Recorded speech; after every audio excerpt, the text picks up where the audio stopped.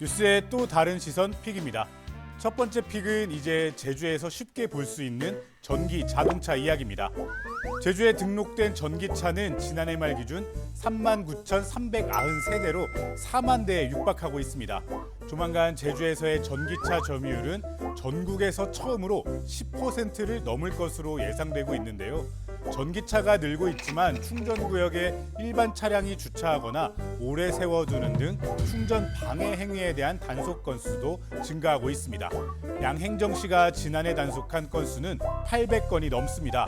또 관련법에 따라 공공시설 등에는 전기차 충전시설 설치가 의무화되어 있는데요. 설치는 의무화되어 있지만 관리에 대한 제재는 강하지 않다 보니 고장난 채 방치된 충전시설도 많습니다.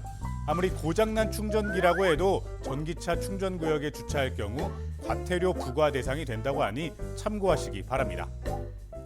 내일은 정월 대보름입니다. 조상들은 설날보다 정월 대보름을 더 큰 명절로 여겼다고 합니다.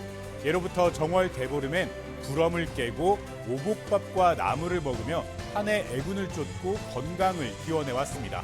또 커다란 보름달을 보며 새해 행운을 빌기도 했는데요. 참고로 이번 대보름에는 올해 보름달 가운데 가장 작은 보름달이 뜬다고 합니다. 제주에서 달이 뜨는 시간은 6시 11분, 가장 둥글게 보이는 시간은 밤 9시 30분쯤이 될 것으로 보입니다. 과거 정월대보름 행사였던 제주 들불축제는 잘 아시겠지만 올해는 치러지지 않는데요. 제주시가 생태적 가치에 부합하는 새로운 축제 콘텐츠를 개발하겠다며 추가 모집까지 거쳐 시민 참여단을 모집했지만 100명 모집에 96명을 간신히 채웠습니다. 다음 달 2일 위촉장 수여와 함께 첫 회의가 열린다고 하는데요. 연령대도 골고루 분포되어 있다고 하니까 다양하고 참신한 콘텐츠 기대해 보겠습니다. 마지막 픽은 조금씩 윤곽이 드러나고 있는 40 총선 제주 선거구 대진표입니다. 뜨거운 관심을 모았던 제주시 갑 민주당 경선에서 문대림 후보가 승리하며 최종 후보로 확정됐습니다. 반면 국민의힘에서는 김영진 예비후보의 단수 공천이 보류되면서 전략 공천 가능성도 거론되고 있습니다. 제주시 을선거구는 3자구도 대진표가 될 것으로 보입니다.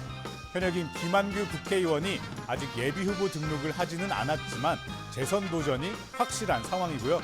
최근 중앙당 차원에서 민주당과 진보당, 새진보연합이 후보 단일화를 합의하면서 조만간 진보당 송경남 예비후보와 경선을 치르게 될 것으로 보입니다. 국민의힘에서는 김승욱 예비후보가 단수 공천을 받고 표밭을 다지고 있습니다. 녹색정의당에서는 강수나 제주도당 부위원장이 일찌감치 출마를 선언하고 국회 입성에 도전하고 있습니다.